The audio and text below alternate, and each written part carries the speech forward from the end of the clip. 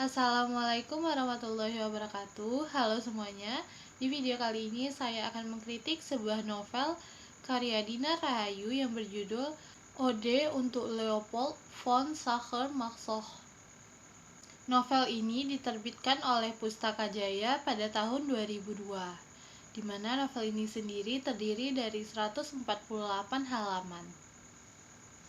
Novel Ode untuk Leopold von Sacher-Masoch mengolah tema seputar masokisme dan perilaku transseksual dalam semacam wadah mitologi.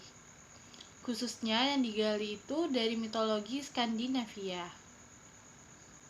Dalam novel ini ada seorang transseksual yang merasa bahwa dirinya adalah penjelmaan dari seorang Valkyrie yang telah menyerahkan virginitasnya kepada Apollo.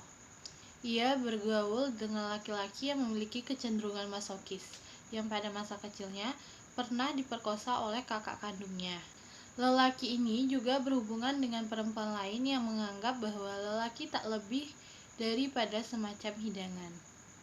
Jonggi adalah anak lelaki yang selama bertahun-tahun menjadi korban penyimpangan seks kakaknya sendiri. Tidak hanya itu, saat masih kecil hingga remaja, Jonggi pun menjadi korban pelecehan dan pemerkosaan yang dilakukan ibunya yang merasa kesepian meskipun sesungguhnya ibunya ini memiliki seorang selingkuhan. Saat mengikuti tugas ayahnya yang merupakan seorang diplomat ke Glasgow, Jonggi diperkosa dengan beringas oleh 5 tante-tante yang menginap di Hotel Konsulat Jenderal. Jonggi kembali ke Indonesia untuk kuliah. Akan tetapi, ia sempat dihajar massa karena mencabuli seorang gadis tetangganya yang masih di bawah usia. Sambil kuliah, Jonggi yang juga mengidap masokisme dan senang disiksa terlebih dahulu sebelum bercinta menjadi penari striptease di sebuah klub. Di sana, ia bertemu Dinar, yaitu seorang lelaki yang mengoperasi alat kelaminnya dan memilih menjadi seorang perempuan. Penokohan perempuan dalam novel ini, sebagaimana pada novel sebelumnya, berbeda dengan stereotip yang ada. Tokoh wanita yang mendapat porsi besar dalam novel ini adalah Kartika. Kartika adalah seorang guru yang kaya dan sering merasa kesepian. Suaminya sering tidak pulang, sedangkan anaknya sendiri sudah remaja dan punya kegiatannya sendiri. Masa kecil yang dialami Kartika tak kalah perih. Ia, adiknya, dan ibunya sering menjadi korban dari tindak kekerasan ayahnya. Kata-kata sang ayah yang selalu kasar, siksaan terhadap ibu di depan matanya, hingga pelecehan yang dilakukan ayahnya kepadanya saat ia berada di kamar mandi, membuat Kartika selalu berdoa agar ayahnya cepat mati. Lalu kemudian muncullah Sudiro yang melamar Kartika dan kemudian menjadi suaminya.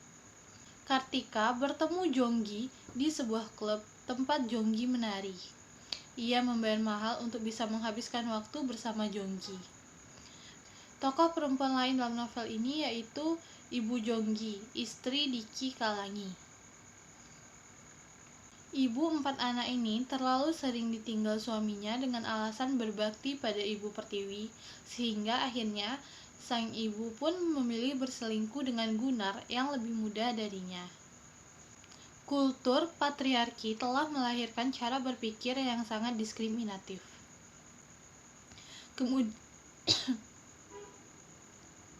Kemudian melembaga dalam sistem hukum, baik dalam bentuk yang formal maupun tidak. Perempuan selalu saja menjadi korban kekerasan kaum lelaki. Secara disadari atau tidak, perempuan selalu menjadi pihak tak berdaya. Perempuan selain dianggap sebagai lemah fisik, didukung pula oleh pandangan masyarakat yang tidak adil terhadap perempuan, sehingga hanya mampu melakukan pemberontakan dalam ilusinya. Akan tetapi, dalam novel Ode untuk Leopold von Sacher-Masoch, kita dapat melihat pergeseran cara pandang para tokoh perempuan terhadap eksistensi laki-laki. Akan tetapi, para perempuan tersebut tidak lagi melihat laki-laki atau memandang laki-laki sebagai seorang laki-laki, tetapi menjadi objek atau mangsa. Kata tersebut secara gamblang disuarakan pada novel ini. Nah, berdasarkan novel ini juga dapat disimpulkan bahwa seks sebagai bahan bahasan. Bahkan lebih dari itu, seks menjadi sesuatu yang sangat penting dalam kehidupan perempuan yang disuarakan oleh pengarang. Meskipun beberapa novel menjadikan laki-laki sebagai tokoh sentral, cerita tetap melibatkan banyak perempuan. Baiklah, mungkin hanya sekian yang bisa saya sampaikan mengenai kritik kali ini. Terima kasih sudah menonton.